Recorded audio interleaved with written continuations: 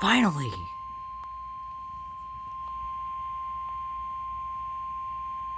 The National Weather Service in Wilmington has issued a severe thunderstorm warning for southeastern Ross County until 6:30. The National Weather Service has issued a severe thunderstorm warning. The severe thunderstorm was located 13 miles northeast of Waverly, moving northwest at 10 miles an hour.